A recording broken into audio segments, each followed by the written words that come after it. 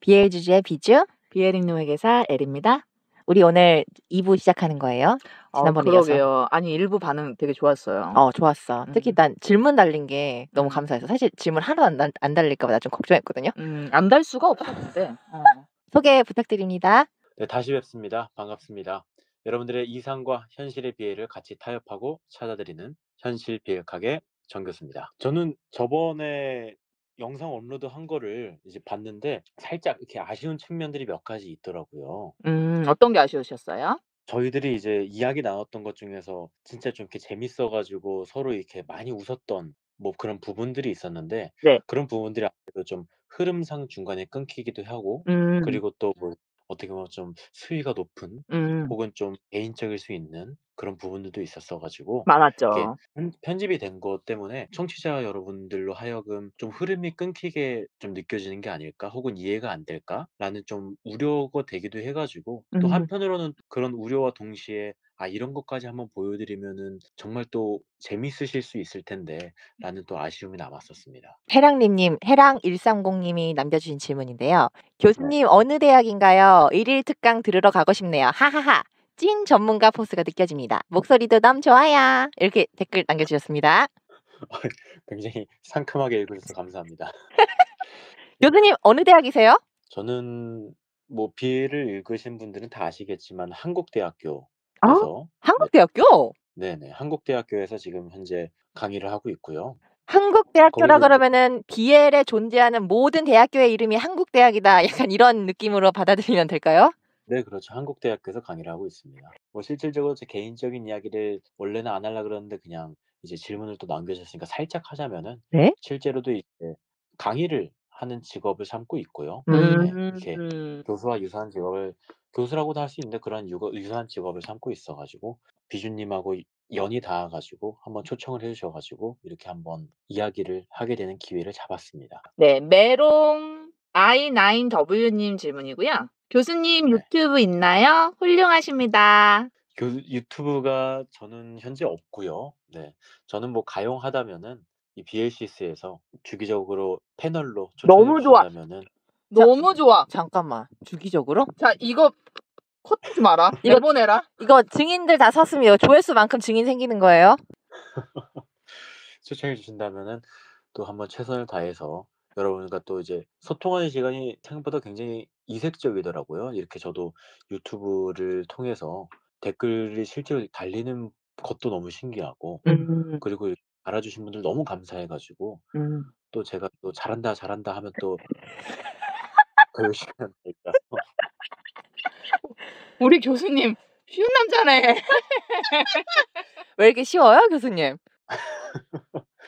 그래도 사랑에 있어서 쉽지는 않습니다. 사랑에 있어서 어려운 남자야. 그러면은 다음번에 저희 소설이나 웹툰 리뷰할 때 혹시 참여해 주실 수 있나요? 뭐 전립선 스캔들 말씀하시는 건가요? 그거 좋다. 아니 근데 전립선 제목이 너무 외설적이야. 전립선 스캔들 같은 경우에는 두 분이 저보다 또 더욱더 비애를 좋아할 수 있고 더욱더 일가견이 있을 수 있으시겠지만은 생물학적인 한계가 있잖아요, 사실. 그렇죠. 두 분 전립선 있으세요? 네, 그게 없네. 가장 중요한 건데 없어. 없어. 비애를 읽는데 가장 중요한 건데 없네. 근데 우리 구독자분들 대부분 없으실 거야. 99.9%가 전립선 없어. 그러기 때문에 더더욱 좀 이렇게 생물학적인 한계가 있는 혹은 거기에 관해서 이제 궁금증이나 호기심이 생길 수 있으니까 그런 측면에서 또 제가 어떻게 좀 도움을 드릴 수 있지 않을까 너무 라는 좋다. 생각이 듭니다. 아주 좋은 생각입니다. 교수님 너무 좋다. 그러면 내가 다음 질문 한번 읽어볼게요. 유뉴 D6F 질문이 있어요. 게이분들은 BL 드라마나 웹툰 소설 이런 거 볼 때 어떻게 느끼는지 궁금해요. 너무 자기적이거나 현실과 동떨어졌다거나 어떤 마음인지요? 점점점 라고 질문 남겨주셨습니다. 네, 너무 일단 소중한 질문 너무 감사드립니다. 게이분들께서 BL 드라마나 웹툰 소설 이런 걸 볼 때 사실 초창기에 BL 드라마라던가 이제 BL 웹툰 소설 이런 것들이 초창기에 나왔던 그 기원을 다시 한번 생각을 해본다면 또 약간 이제 강의 모먼트로 들어가 보겠습니다. 사실 BL이라는 것들은 옛날부터는 존재했겠죠. 옛날부터 동성애라는 게 존재했으니까.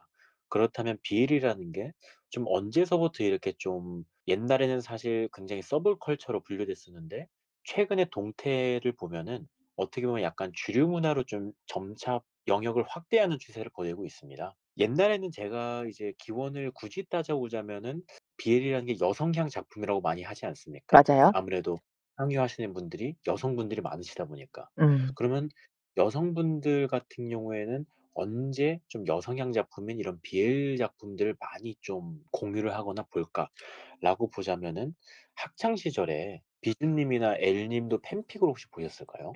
이거 우리 L 전문 아니야? 저 팬픽 엄청 열심히 봤고요. 사실 교수님 저는 그것보다 살짝 연륜이 있어서 네네. 일본 야오이도 몇 번 봤습니다. 전문가. 그러니까 BL을 나한테 소개시켜줬지. 그래서 사실 제가 보기엔 그 팬픽이라는 게 특히 이제 여고라던가 여초 집단에 가게 되면은 각별한 사이가 있게 되면은 팬픽을 돌려본다라던가 혹은 그렇죠. 같이 리뷰를 한다거나 같이 의논을 한다거나 이야기를 하는 현상이 굉장히 많이 발생하는 것 같아요. 그렇죠. 그래서 이 팬픽이라는 것들은 옛날에 사실 어떻게 보면은 굉장히 좀 서브한 컬처 중 하나였는데 이제 이런 것들이 굉장히 수요가 많아지기 시작하면서 BL 웹툰이라는 시장으로 만화로도 성장을 하고 맞아요. 그러면서 레전 코믹스라던가 이렇게 BL 음. 웹툰을 주로 하는 이제 사이트라던가 시장이 형성되게 되고 그렇게 BL 웹툰이라는 시장이 또 형성되게 되니까 BL 웹 드라마라던가 혹은 뭐 실제로 일반적인 드라마에도 동성애 코드가 옛날보다 많이 등장하라던가 뭐 이런 흐름들이 정확하진 않겠지만은 차차 나타나고 있는 것으로 보입니다. 그래서 또 다시 질문으로 돌아간다면은 네. 옛날에는 BL 드라마나 웹툰 소설을 보면은 게이들이 보기에는 사실 좀 현실과 동떨어지는 음. 그런 좀 측면들도 있는 부분들이 좀 많이 컸을 거라고 생각을 합니다. 음. 옛날에는 사실 왜냐면은 일반적인 여성 작가들 분들만 많이 참여해 가지고 그리다 보니까 옛날에는 게이분들하고 많이 소통이 많지는 않을 수 있다 보니까 좀 이렇게 현실성이 조금은 떨어지는 작품들이 많지 않았나. 왜냐면은 사실 여성분들이 게이들하고 교류가 일반적으로 많지는 않을 거 아니에요. 그렇죠. 없죠. 그리고 사실 여성분들은 제가 알기로는 다들 한 가지씩 가지고 있는 소원 중 하나가 '게이 친구를 하나씩 있었으면 좋겠다.' 너무 갖고 싶습니다. 완전. 이런 것들을 하나씩 소원으로 갖고 있다라는 거는 실제로 그렇지 않다라는 말 아니겠습니까? 맞네. 그렇지. 그러다 보니까 아무래도 어떻게 보면 게이가 유니콘처럼 상상 속의 동물이 되는 거죠. 그러네. 그러다 보니까 현실성과 많이 동떨어질 수 있는데 근데 저는 사실 최근에 이 작품을 계기로 게이분들이 굉장히 BL 웹툰이라든가 BL 드라마에 많이 편입이 됐다고 생각하는데 혹시 그 작품이 뭐일 거라고 혹시 생각을 하시나요? 영화인가요? 드라마인가요? 영화도 나왔고 드라마도 나왔습니다. 쌍화점이요. 영화로도 나왔고 드라마로도 나왔다고 하시네. 왕의 남자. 정말 최근 작품. 정말 최근 작품. 정말 최근 작품이야? 잠깐만. 정말 최근 작품. 정말 최근 작품. 뭐 도시 어쩌고 나오는 제목 아니었을까? 뭐 있었던 것 같은데. 이거 퀴즈야? 뭐지? 너무 맞히고 싶은데? 지금 근데 말씀하신 거 맞아요. 그 도시 어쩌고 나오는 거 맞죠? 나 지금 대도시의 사랑법. 그래 그거. 네, 대도시의 사랑법. 비트 정답. 와. 야, 솔직히 내가 정답이지. 아니 내가 맞췄잖아. 난 제목이 기억이 안 나서 그런 거지. 짜증나. 제가 맞췄습니다, 교수님. 축하드립니다. 대도시의 사랑법이 사실 게이분들 사이에서 굉장히 화제가 많이 됐어요. 우와. 왜일까? BL 드라마 중에서 대도시의 사랑법 같은 경우에는 약간 현실 동성애자들이 좀 공감을 많이 할 수 있는 코드들이 많았어요. 예를 들어서 뭐 이태원 클럽이 등장한다라던가 혹은 그 배우의 감독분들이나 혹은 배우분들이 실제로 동성애자분들의 삶을 그리기 위해서 실제로 많은 노력을 하셨던 것도 이제 메이킹 필름이나 비하인드 스토리로도 많고요. 웬일이야. 혹은 게이들이 정말 현실에서 느낄 법한 그런 뭐 소소한 에피소드라든가 스토리들이 많이 담기기도 하고요. 우리 이거 리뷰 한번 해야겠다. 그러니까 사실 근데 대도시의 사랑법을 저희가 퀴어 드라마라고 얘기하지 않나요? 사실 그거는 BL하고 네, 맞습니다. 퀴어의 중간 BL 지점이라. 그쵸. 굳이 BL 드라마 근데 사실 BL 드라마 혹은 퀴어 드라마라는 정의를 어떻게 내리냐에 따라서 사실 다르긴 한데 같은 맥락이긴 음 하죠, 사실은 진짜. 네네. 그쵸. 음. 어쨌든 이 어차피 원래 이제 대도시의 사랑법도 원작이 소설입니다. 몰랐어. 소설이고 그다음에 드라마가 나오고 그다음에 영화도 개봉하게 됐는데 와. 그래서 이제 어떻게 보면 뭐 키워 소설이라고 말씀을 드릴 수 있을 것 같은데 사실 뭐 그것도 한 가지의 뭐 소설이고 작품이고 뭐 BL의 범주로 들어간다라고 한다면은 대도시의 사랑법이 가장 좀 현실과 동떨어져 있었던 그런 좀 BL이라는 측면에서 가장 좀 현실감을 가장 많이 좀 연결시켜 준 작품이 아닐까라는 생각이 듭니다. 혹시 교수님은 대도시의 사랑법 보셨나요? 저는 솔직하게 말씀드리면은 여러 번 돌려보셨나 본데? 저는 솔직하게 말씀드리면은 소설은 쪼끔 봤는데 이게 영화나 드라마는 보지 않았습니다. 그 이유가 혹시 왜 일부러 안 보신 건가요? 기회가 안 돼서 못 보신 건가요? 저는 안 봤던 이유 중 하나가 오늘 너무 제 개인적인 사견을 많이 말씀드린 것 같은데 거기 남자 주인공 배우분이 있으십니다. 혹시 취향이 아닌가요? 배우분이 전에 제가 만났던 분하고 너무 많이 닮아 가지고 깜짝이야. 나 지금 그 사람이라는 줄 알고 지금 캐논에다 나도. 손 멎을 뻔했네. 아 잠깐만. 닮았어요? 물론 이제 다른 분들이 봤을 때는 알 수 있겠지만 제 눈에는 너무 많이 닮았어 가지고 그래서 저는 사실 1 화만 한 10 분, 20분 보다가 집중을 못 하셨구나. 예 뭐 그냥 이제 껐습니다. 역시 그리운 내 남자. 모든 것의 이별은 슬픔이다. 그래서 뭐 어쨌든 다시 이제 질문으로 돌아간다면 우리 뉴뉴 님께서 말씀하셨던 게 "너무 자기적이거나 현실과 동떨어져 있지 않을까?" 뭐 어떤 마음이 살짝 어떻게 보면 우려 섞인 말씀을 해 주셨는데 자기적인 작품도 있을 수 있습니다. 근데 요즘에 작가분들 성향에 따라 사실 달라지는 것 같아요.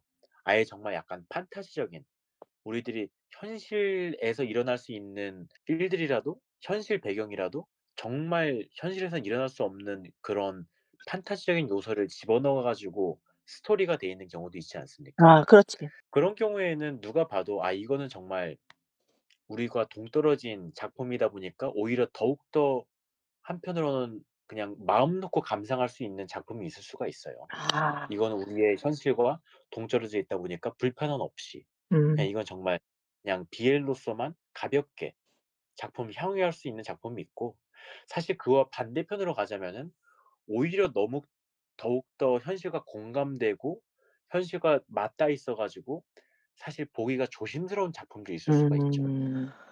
그럴 것 같아. 그건 사실 작품과 혹은 작가님의 성향에 따라 달라지는 것 같습니다. 그래서 양분되고 굉장히 이게 둘 다 존재하는 것 같은데 비애를 향유하는 게이분들의 입장에서는 뭐 둘 다 즐거운 것 같아요. 한편으로는 '나는 오늘 이게 정말 자극적인 걸 보고 싶어.'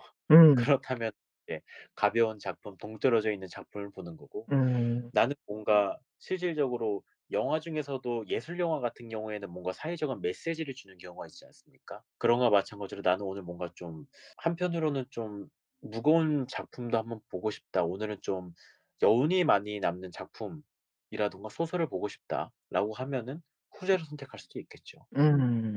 이건 맞는 것 같아. 우리도 사실 그렇군요. 그렇잖아. 사실 뭐 퀴어나 BL이 아니고 일반 영화를 볼 때도 이게 해당 사항이 저는 충분히 있다고 봐요. 나도 왜냐면 그래. 로맨스 영화도 진짜 음음. 우리 현실하고 동떨어진 로맨스 영화도 많잖아. 그렇지. 로맨틱 코미디도. 음. 근데 음음. 뭔가 조금 더 현실적으로 예를 들어서 부부의 세계처럼 현실적인 거를 표현한 부분도 있고 그런 의미에서 봤을 때 저는 교수님이 하신 말씀이 같은 맥락이다. 그 이번에 그 아이유님 나온 드라마 뭐예요? 그거 그 넷플릭스에 나온 거? 템즐? 속았수다. 어? 폭삭 속았수다. 네. 예를 들어서 폭삭 속았수다 같은 경우에는 전 그걸 못 보겠어요. 그 드라마를. 너무 진짜 왜요? 같아서 진짜일 것 같다는 얘기가 너무 많이 들려서 그걸 보면은 마음이 너무 아플까 봐 예고편 보고서도 눈물이 나서 끄거든요. 그러니까 오히려 음. 이제 말씀대로 좀 판타지적으로 막 말도 안 되는 뭐 귀신 나오고 이러는 거는 그냥 재밌어서 열심히 보는데 그런 일상적인 얘기 나오고 정말 우리 현실과 맞물려서 나의 기억을 떠올리게 만든 어떤 그런 드라마 같은 경우에는 내 감정 소모가 너무 클 거라고 생각되니까 아예 보지도 못하겠어요. 그쵸. 영화 중에서도 이제 이것도 팬픽에서부터 온 작품인데 그레이의 50가지 그림자라는 작품이 있습니다. 나 그거 3번 돌려봤는데. 그거는 사실 어떻게 보면 굉장히 판타지적인 요소가 강하잖아요. 맞아요. 그러다 보니까 그런 작품들 같은 경우에는 오히려 가볍게 향유할 수 있는데 뭐 말씀하신 작품 중에서 뭐 여운이 남는 작품이라고 하면은 뭐 왕의 남자 아까 말씀해 주시지 않으셨습니까? 네네. 왕의 남자 같은 경우에는 뭐 현실의 배경은 아니겠지만은 어떻게 보면 여운이 남는 작품 중 하나거든요. 굉장히 예술 영화죠. 그쵸. 그런 작품들 같은 경우에는 또 오늘따라 좀 여운이 남는 작품이 땡긴다라고 하면 또 후자를 또 볼 수도 있겠죠. 다음 질문 KJY3134분이 남겨주신 거고요. 현실감 있는 설명에 끄덕끄덕 그렇군 하며 들었어요. 질문. 그럼 비선호 포지션인 분들은 뭔가요? 웹툰에선 없는 듯 맞나요? 현실감 있는 설명으로 들어주셨다니 일단 너무 감사드린다는 말씀을 드리고 싶습니다. 질문을 말씀해 주시면은 비선호 포지션인 분들은 뭐냐라고 말씀해 주셨는데 일단은 사람을 볼 때 제가 1부 때도 말씀드린 것 중 하나였는데 모든 사람을 이분법적으로 양가적으로는 보기 힘들다라고 말씀을 드렸었는데요. 대표적으로 근데 이분법적으로 나누자면은 공이라는 개념에서 탑이 있을 수 있고요. 수라는 개념에서 바텀이라는 부분이 있을 겁니다. 네. 근데 그 사이에 올이라는 개념도 있습니다. 올이라는 거는 공수 둘 다 가능하다라는 것이겠죠. 그래서 실질적으로 이제 게이분들이 본인의 성향을 얘기할 때 보통 탑 혹은 바텀 혹은 올 이렇게만 말씀하실 수 있을 거라고 생각을 하는데 올탑이란 개념도 있고요. 올바텀이란 개념도 있습니다. 그리고 이건 약간 좀 언어 유희이기도 한데 올을 A로 나타내고 바텀은 B로 나타내고 탑은 T로 나타냅니다. 이니셜로 따면 그렇죠. 그렇다면은 본인이 더욱더 강한 성향에 대문자를 붙이는 경우가 있어요. 와. 본인이 올탑인데 탑 성향이 조금 더 가능한데 올도 가능하다. 그러면 올을 소문자로 써놓고 T를 대문자로 쓰는 거겠죠. 너무 재밌어. 재밌다. 교수님 이런 거 너무 재밌어. 이거 마치 암호 같아. 와. 내가 그런 걸 어떻게 알아? 이게 이제 모든 게이분들이 그렇게 통용되는 건 아니겠지만은 일반적으로 그렇게 쓰는 경우도 있다라고 말씀드리는 건데요. 그래서 이제 이런 말도 있어요. 게이분들 사이에서는 "너 성향 뭐야?" 그러면은 "나 바텀이야." "너 그냥 바텀도 아니라 대문자 B잖아." 이렇게 장난을 치는 경우도 있어요. 너무 재밌다. 너무 재밌어. 나 이런 얘기 너무 좋아. 너무 재밌다. 이거야말로 며느리 김치 담그는 비법 뭐 그런 거 아니겠어? 그래서 이렇게 B라고 하는 것도 이제 이렇게 좀 대문자 소문자에 따라서 어떻게 보면 또 본인이 강한 성향을 또 비교해 줄 수 있을 거다라는 말씀과 동시에 지금 제가 말한 올탑, 올바텀, 탑, 바텀, 올 이런 것들은 다 선호라는 개념으로 묶을 수 있을 겁니다. 선호라는 거는 앞에 애널 선호라는 것이 애널이 생략되어 있는 말인데요. 네. 어머, 몰랐어요. 잠깐만. 그게 생략된 거예요? 네, 그쵸. 네. 애널 매설적인 얘기 한번 예고해 드리고 가겠습니다. 애널 섹스를 선호한다 라는 뜻입니다. 와우. 나 전혀 몰랐어. 저 전혀 몰랐어요. 근데 비선호라는 포지션은 뭐냐면은 애널 섹스를 비선호한다는 뜻이에요. 모르겠네. 그거 우리 이제 한 거야? 와우. 그래서 비선호이신 분들은 무엇이냐면은 본인이 체질적으로나 혹은 경험을 한번 해 봤는데 애널 섹스가 잘 안 맞는 거예요, 본인에게. 그래 가지고 본인을 소개할 때 비선호라고 소개를 하시는 거죠. 그렇구나. 그래서 요즘에는 뭐 게이분들이 서로 소개를 할 때 그런 말도 있어요. 언어 유희로. "나는 비선호를 비선호합니다." 야, 이거 너무 웃기는 거 아니야? 비선호를 비선호해? 비선호를 비선호합니다도 있고 좀 이제 매설적인 얘기로 "나는 비선호가 아니라 십선호다." 이건 뭐예요? 식선호. 십선호. 십선호가 이제 씹이라는 말의 어원을 좀 찾아볼 필요가 있을 건데. 미치겠네. 씹에도 어원이 있나요, 교수님? 네, 있습니다. 씹이라는 게 뭐 흔히 말해서 시발의 준말일 수도 있을 거고요.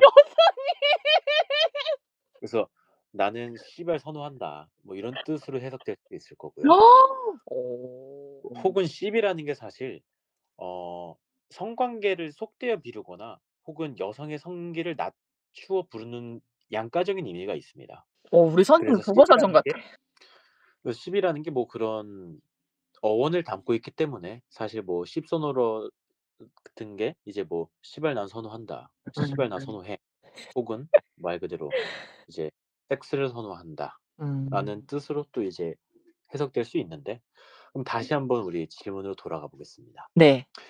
웹툰에선 없는 듯한데 맞나요? 라고 말씀을 해주셨죠. 네. 자, 그럼 웹툰이라는 장르의 특성을 우리들이 따라가다 보면은 여러분들 지금 비주님하고 엘님께 한번 물어보겠습니다. BL 웹툰을 보는 이유가 뭡니까? 저 솔직하게 말씀드리면 저는 도파민에 쩔고 싶어서 봅니다. 도파민에 쩌는 거는 어떤 장면을 볼 때 도파민에 쩌시죠? 현실에서 내가 이루지 못한 거, 그리고 상상만 했던 것들을 글로써 아니면 그림으로써, 화면으로써, 영상으로서 볼 때 만족감을 많이 줍니다. 그럼 현실에 없는 장면들 혹은 뭐 그런 부분들은 BL의 어떤 장면이나 어떤 행위로서 나타나나요? 대표적인 거로. 그 선호로 나타나겠지. 솔직히 말씀드리면은 이것도 한번 말씀드릴게요. 소년 만화, 소녀 만화라는 게 있죠. 여성향 작품, 남성향 작품이란 게 있습니다. 네. 여성향 작품은 대표적으로 이제 뭐 순정 만화, 옛날 때 우리 흔히 보는 뭐 순정 만화라던가 혹은 뭐 BL 이런 것들이 있겠죠. 네. 그리고 소년 만화, 남성향 만화는 말 그대로 이제 뭐 원피스라던가 나루토라던가 뭐 블리치라던가 이런 것들을 우리들이 소년 만화라고 하지 않습니까? 네. 소년 만화들부터 먼저 말씀드리면 소년 만화들의 가장 중심이 되는 키워드는 성장입니다. 원피스라던가 블리치라던가 뭐 이런 것들을 보면은 내가 결국에는 해적왕이 되는 거고 내가 결국에는 어른으로서 성장을 하는 과정을 그리는 게 소년 만화의 가장 큰 키워드고요. 그러면은 순정 만화라던가 BL과 같이 여성향 작품인 소녀 만화들의 가장 큰 키워드는 관계입니다. 돌아버리겠네. 우리들 순정 만화 때 결국 가장 중요한 건 뭐였어요? 여주인공이 남자 주인공과 어떤 관계를 맺느냐, 그러네요. 어떤 관계로 나가느냐. BL도 마찬가지입니다. 공과 수가 어떤 관계를 맺느냐, 어떠한 위험한 관계를 갖느냐, 이런 거죠. 와. 그러면은 이 관계라는 것에 아까 말씀하신 것들을 빌려서 한다면 도파민이 터지는 행위가 뭡니까? 그거 자는 거지 뭐. 마지막에 둘이 자는 거지 뭐. 그쵸. 섹스죠. 교수님 너무 아무렇지도 않게 말씀하지 마세요. 이게 섹스라는 게 이제 뭐 사실 사전에도 등재되어 있는 표현 아니겠습니까? 그러니까 그냥 섹스라는 것이 사실 어떻게 보면은 비선호보다 훨씬 자극적이잖아요. 웹툰에서는 우리들이 솔직히 말하면 자극적인 거를 도파민 터지기 위해서 보는데 공하고 수하고 막 엄청 물이 익었고 막 분위기가 막 후끈 달아올렸어요. 근데 그 상황에서 둘 중 한 명이 이런 발언을 해. 합의를 하려고 하는데 근데 나 사실 비선호야. 교수님! 분위기 완전 깨. 이거 말하는 순간 분위기 이거 요즘 친구들 언어로 곱창 나는 겁니다, 분위기. 분위기 곱창 야, 나요. 대박이다. 나 잠깐만 이런 장면 BL에서 본 적 없어. 야, 근데 있잖아 나 이거를 비선호야. 나 비선호야. 이게 절정을 느끼려면은 혹은 절정을 봄으로써 대리만족을 하기 위해서면은 삽입을 하고 서로 동시에 사정을 하거나 이런 장면들이 나와야 그래도 내가 오늘 한 편의 비애를 봤다. 오늘 맛있다. 오늘 너무 맛있었다. 뭐 이런 표현을 할 수 있는. 돌아버리겠네.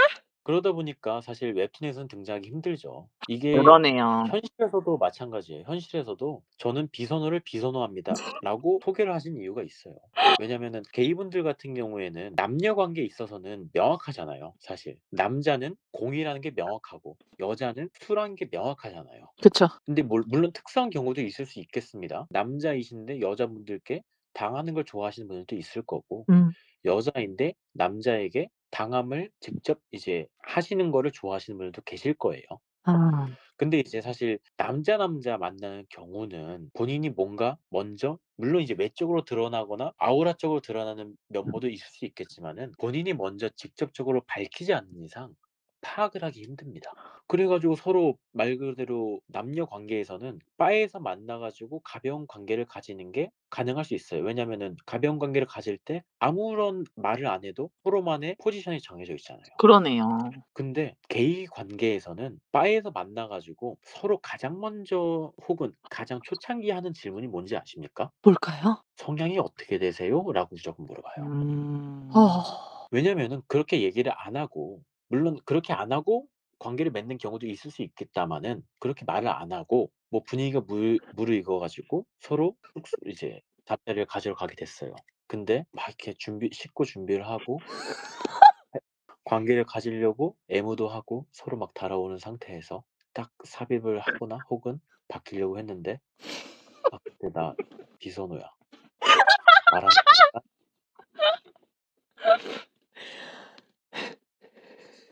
큰일 나게 되겠죠. 교수님! 너무 웃겨. 그래서 무조건 사실 탑분들은 탑분들만의 그 외적으로 드러나오는 게 있고요.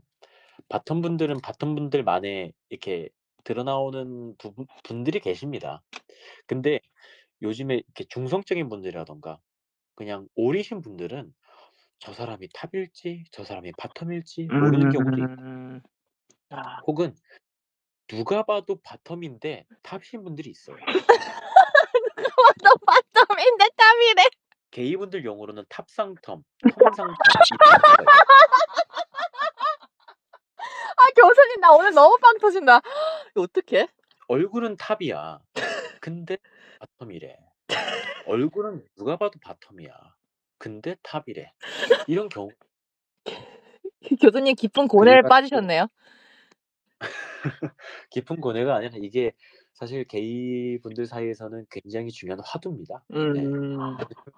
본인이 탑이라고 믿고 갔는데 나 바텀이야.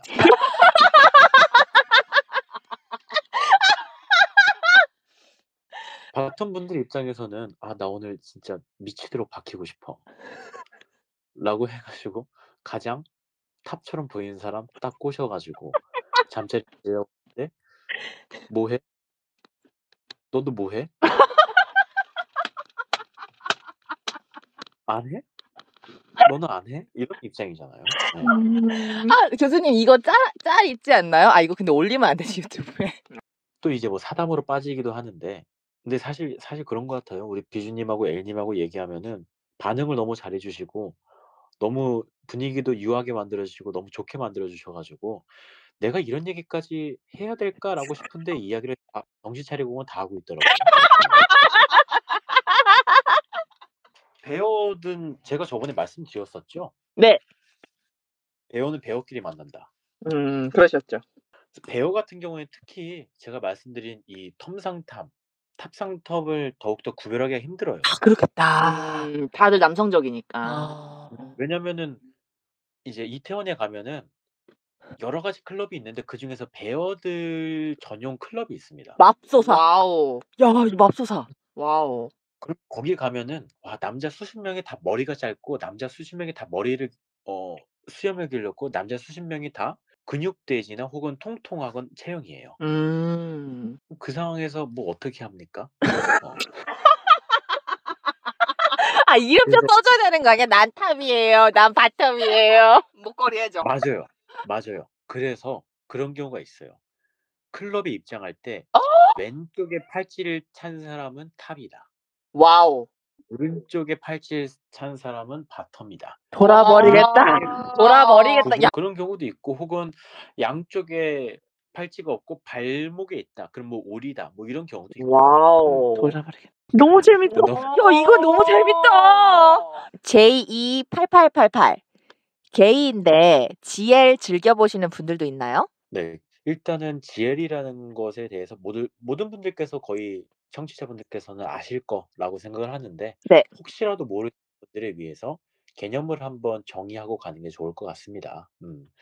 BL이라는 게 있고 거기에 뭐 어떻게 보면은 가장 끝부분에 GL이라는 것도 있겠죠. BL 같은 경우에는 비주님, L님 두 분 다 아실 것 같은데 뭐의 약자죠? Boys Love, 맞습니다. GL은 뭐의 약자죠? Girls Love겠죠? 보이스 러브 같은 경우에는 근데 이것도 말이 굉장히 길어질 것 같은데 말 그대로 이제 게이 분들끼리의 이제 판타지라던가 그런 소리를 다룬 게 BL이라고 할 수 있을 거고 GL이라는 거는 레즈비언 분들끼리의 이제 스토리라든가 판타지를 다룬 게 GL이라고 할 건데 네. 결론적으로 말씀을 드리자면은 게이 분들은 BL은 보더라도 GL은 향유하시는 분들을 많이 못 본 것 같아요. 근데 사실 이게 남성분들은 GL은 보지 않더라도 레즈물들은 보는 경우가 있거든요. 그 남성분들이라면 게이분들 말고 일반 남성분들 그냥 말씀하시는 일반 남성분들. 네. 음. 근데 사실 이거 굉장히 외설적으로 갈 수 있는데 사실 여성분들이 BL을 보는 이유가 뭡니까? 아까 그 도파민 아닌가요? 그러니까 남자를 한 명으로는 만족을 못 하니까 둘을 놓고 보고 싶은 거 아니야? 저는 대표적으로 일단 약간적인 뭐라 그래야 될까요? 비밀스러운 관계에 끌리는 것 같아요. 나 이거 동의해. 소년 만화의 가장 주된 키워드가 뭐라 그랬죠? 소년 만화. 성장이야. 성장이죠. 소년 만화의 가장 주된 키워드가 뭐라 그랬죠? 관계야. 관계잖아요. 근데 이 관계라는 게 조금 더 심층적으로 들어가면 미래라던가 중독이라 집착이라던가 이런 키워드로 연계가 될 수 있을 겁니다. 너무 좋아. 그러다 보니까 게이라는 거는 기본적으로 사회적으로 밝힐 수 있는 관계는 아니죠. 우리들이 흔히 말하는 미래라던가 몰래 만나는 관계라고 할 수 있을 겁니다. 그러다 보니까 비밀스러운 관계에 더욱더 끌리기 때문에 여성분들이 B에 끌리는 경우도 있을 거라고 생각하고요. 그와 마찬가지로 여성분들이 사실 부부의 세계라던가 물론 이거는 일반 남성분들에게도 호응을 얻기도 하지만은 특히 막장 드라마라던가 혹은 뭐 부부의 세계 같은 미래를 다루는 스토리라던가 이런 스토리라던가 이런 작품들은 여성분들이 더욱더 많이 향유를 하시고 좋아하시잖아요. 네. 근데 일반 남성들 같은 경우에는 관계에 집착을 하지 않습니다. 그러네. 그러니까 소년 만화 GL을 안 보겠네. 성장을 주로 보기 때문에 사실 일반 남성분들은 지혜를 많이 보지 않는다 그랬잖아요. 일반 남성분들은 그냥 레즈물을 본다고 말씀드렸잖아요. 네. 일반 남성분들은 레즈물을 보는 이유는 그냥 여성이 2명 나오기 때문에 네. 내가 생물학적으로 남성이 끌리지 않고 여성으로 끌리는데 여성이 2명이 나와. 그러기 때문에 보는 거예요. 관계라든가 미래라든가 비밀스러운 관계에는 남성들은 크게 끌리지는 않습니다. 맞다. 그러네. 그러네. 그래서 "게이인데 지혜를 즐겨보는 분들도 있나요?"라고 물어보면은 있긴 있습니다. 당연히 존재하겠죠. 근데 일반적인 건 아니다. 왜냐면은 게이분들 같은 경우는 굳이 여성분들과 친해질 필요가 굳이 있진 않아요. 왜냐면은 여성분들은 제가 아까 말씀드렸듯이 여성분들의 가장 큰 소원 중 하나인 경우가 게이 친구 만들기라고 말씀드리지 않았습니까? 네.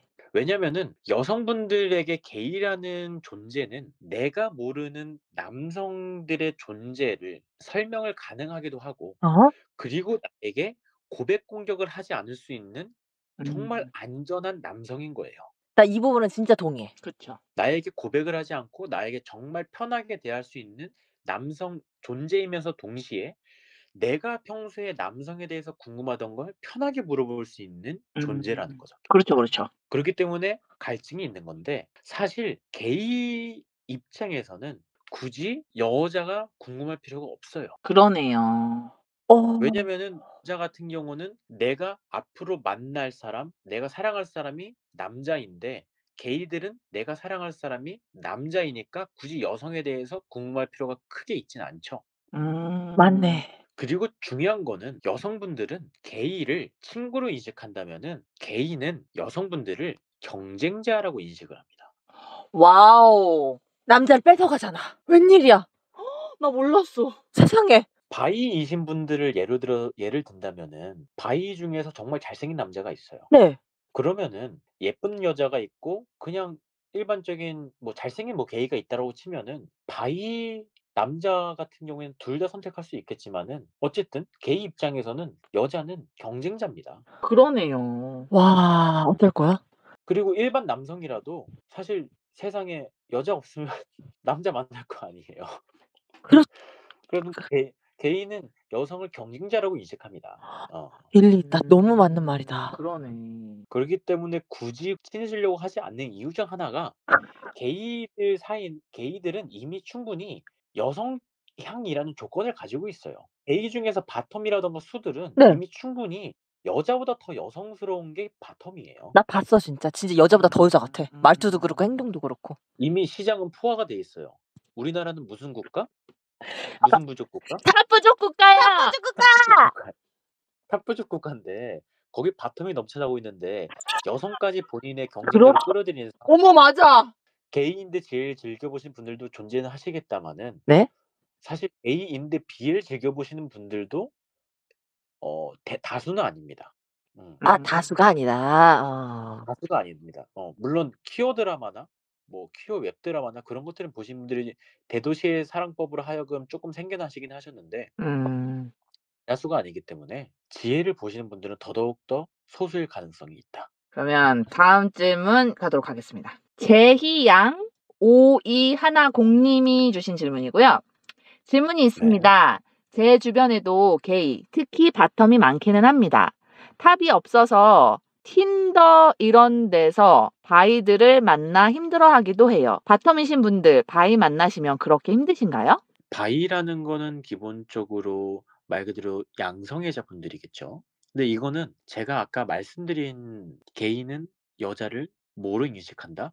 경쟁자로 인식한다라는 것을 사전 설명을 들으셨으면은 이해하시기 편하실 수 있어요. 오, 이해했다. 그럼 이 바이들은 여자까지 있으니까 자기가 바텀이잖아. 그럼 여자까지 주변에 꼬이니까 힘들어하겠네. 맞는 말씀이에요. 제가 천천히 이해가 더욱더 심층적으로 가능하게 제가 한번 설명을 드리겠습니다. 네, 교수님. 자, 일단은 주변에도 게이, 특히 바텀 분들이 많다라고 우리 질문자분께서 질문 주셨습니다. 탑이 없어서라고 하는 거는 제가 아까 말씀드린 무슨 부족 국가? 탑 부족 국가요. 부족 국가.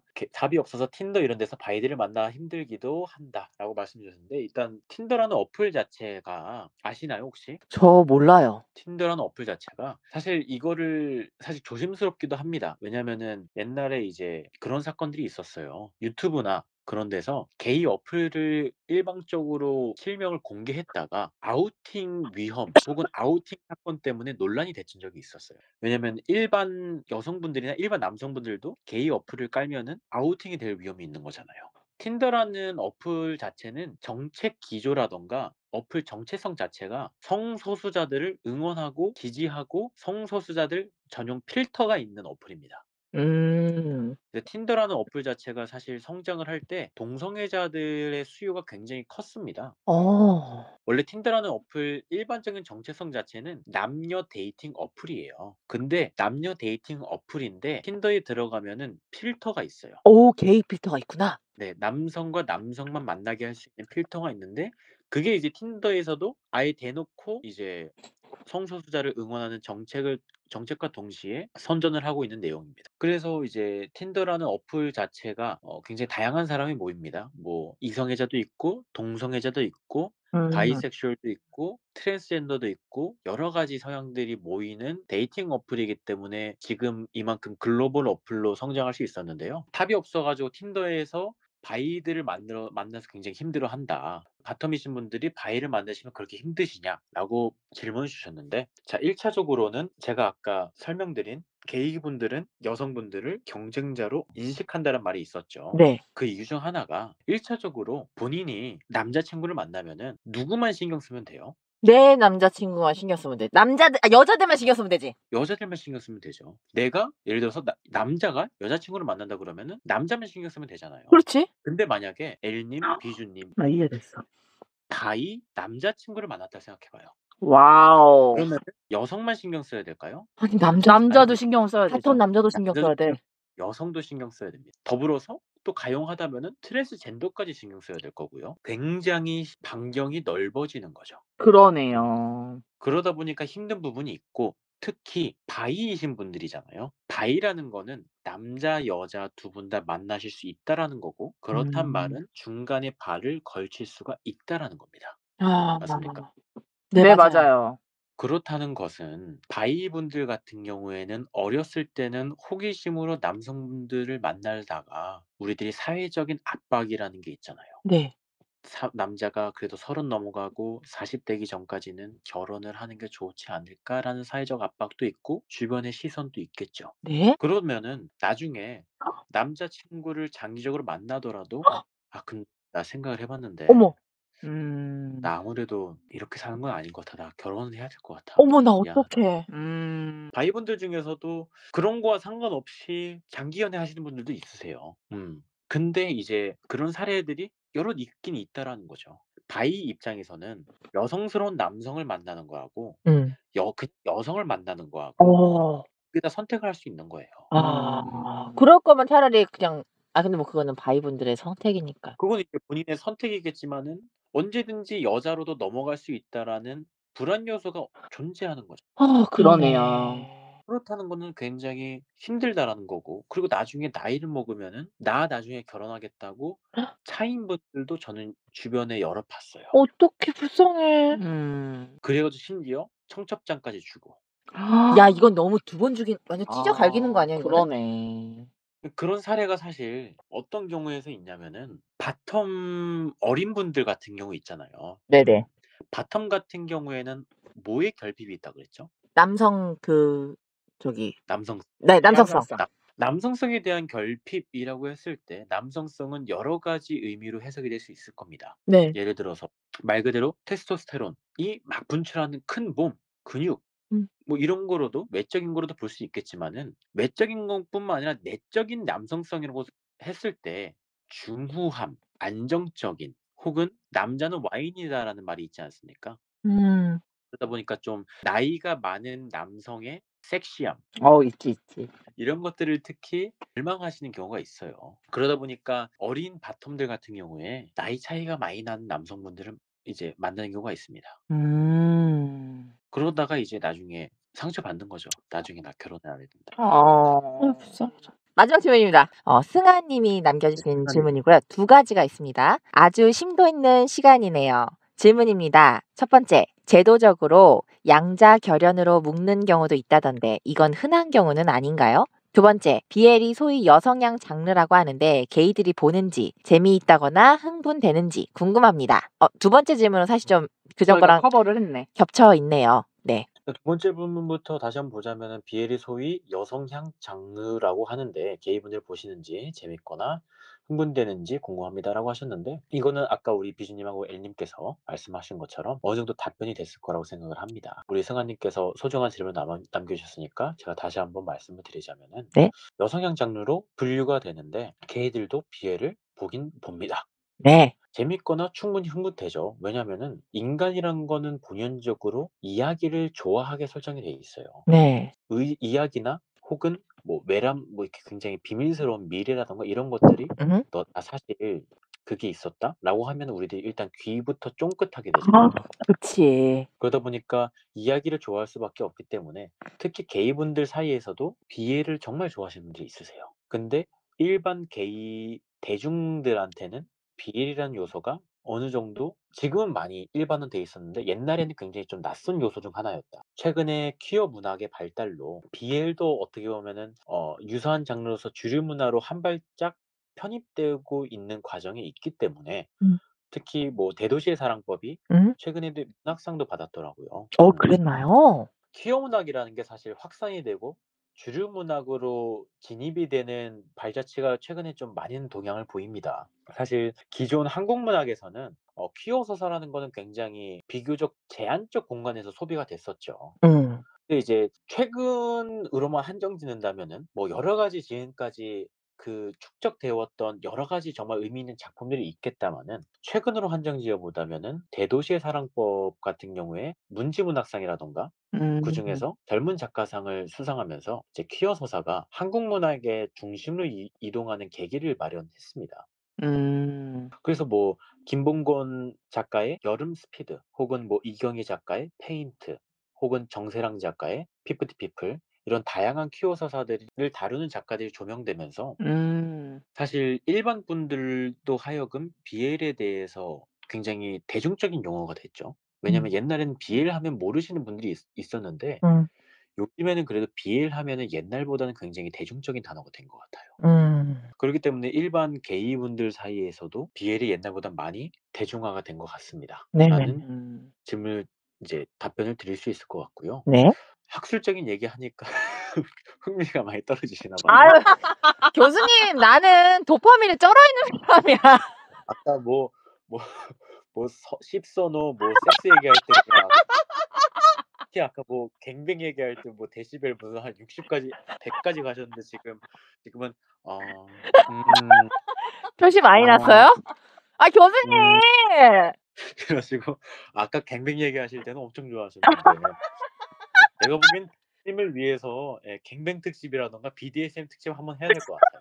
부탁합니다! 네, 어찌됐든. 네. 그래서 질문 1번으로 다시 돌아가자면은 네. 제도적으로 양자 결혼으로 묶는 경우도 있다 하던데 이거는 흔한 경우인가라고 말씀을 해주셨습니다. 네. 근데 이거는 사실 흔한 경우는 아니죠. 흔한 경우는 아니고. 저 근데 첫 번째 그 양자 결혼이 뭡니까? 양자 결혼이라는 거는 양자 결혼은 말 그대로 법적으로 인정된 입양 절차 중 하나로서 양자가 될 이제 아동이라던가 그런 양부모 관계를 설정하는 것을 의미를 합니다. 지금 법적으로 법원에서 허가가 안 나다 보니까 우리들이 혼인을 하잖아요. 예? 그러면 혼인을 하는 순간 법적인 뭐가 되죠? 보호자. 그렇죠. 보호자가 됩니다. 네. 근데 이 법적인 보호자라는 게 굉장히 큰 구속력을 가지면서도 굉장히 큰 메리트예요. 장점이에요. 왜냐면은 나중에 병원 가 가지고 내 사랑하는 결혼을 안 한 남자친구가 다쳤어. 근데 수술에 들어가거나 급박한 상황에서 보호자만이 서명을 하거나 보호자만이 동의를 일반적인 연인 관계에서는 하기 제한이 됩니다. 근데 법적인 관계가 혼인 관계로 묶일 수 없다면은 양자로 편입되게 되는 순간 보호자 바운더리에 들어올 수가 있습니다. 이건 좀 슬픈 얘기기도 하다. 나 지금 마음이 좀 아파. 왜냐면은 명백하게 봤을 때 서로 이제 법적인 형제 관계니까요. 그래 가지고 서로 부모님들께서 동의하는 한 이제 우리들 그런 말 있잖아요. 며느리한테 결혼하면서 뭐라 그래요? 너 이제 내 "너는 이제 딸이야. 내 딸이다." 그렇게 얘기하잖아요. 마찬가지입니다. 결혼을 하는 대신 법적인 절차를 한번 밟는 거죠. 너가 우리 아들을 사랑하는 만큼 나도 너를 내 친자식으로 생각하는 만큼 키우겠다. 넓은 의미에서 그런 넓은 아량을 가지신 부모님들 같은 경우에는 양자 결혼을 맺는 경우가 있죠. 법적인 보호자라는 타이틀을 달기 위해서라는 측면도 있고요. 흔한 경우는 그래서 아니라는 거죠? 왜냐면 사실 아직까지 한국 사회에서 부모님들이 자기 자식이 동성애자라는 것에 대해서 받아들이기 힘든 사회적 분위기이고 실제로도 부모님 입장에서 충분히 저도 이해 갑니다. 아, 네. 나는 이성애자로서 자식을 낳는데 나와 똑같은 유전자를 가진 사람이 이성애자가 아니라 소수자야. 야, 그거 어떻게 받아들여요? 라고 한다면은 부모님 입장에서는 '내가 자식 교육을 잘못했나?' 라는 생각까지 할 수 '내가 있죠. 환경적으로 뭔가 잘못을 했나?' 라는 생각까지 들 수 있다 보니까 처음에 받아들이기 힘들겠죠. 우리 정 교수님 모시고 이 많은 질문 구독자님들 댓글 읽고 이렇게 질문하고 답 받았는데 너무 재밌고 뜻깊었습니다. 네. BL 주주의 비주, BL 읽는 회계사 엘입니다. 마지막 정 교수님도 해 주세요. 네, 오늘 이야기 들어서 너무 감사합니다. 정 교수였습니다.